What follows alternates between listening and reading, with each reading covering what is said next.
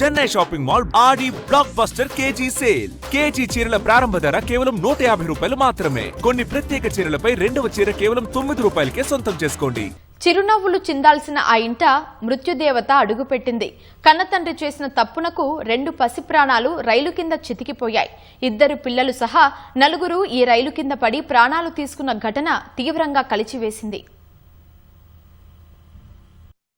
ప్రకాశం జిల్లా సింగరాయకొండ రైల్వే స్టేషన్లో దారుణం జరిగింది. 2వ నంబరు ప్లాట్ఫామ్ పట్టాలపై రైలు కింద పడి కుటుంబం ఆత్మహత్య చేసుకుంది.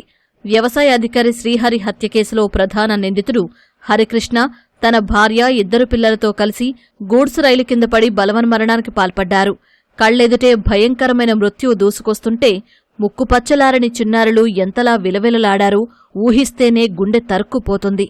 క్షణాల వ్యవధిలోనే 4 ప్రాణాలు గాల్లో కలిసిపోయాయి. రైలు పట్టాలపై 2 పిల్లల మృతదేహాలు చెల్లాచెదురుగా పడి ఉండటం అక్కడి ప్రయాణికులు స్థానికులను కలచివేసింది.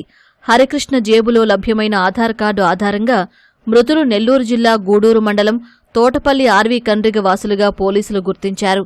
ఉదయం టీపీ గూడూరు నుంచి పిల్లలతో సింగరాయకొండ వచ్చిన హరికృష్ణ రైలు కింద పడి కుటుంబంతో కలిసి తనువు చాలించినట్లు పోలీసులు చెబుతున్నారు.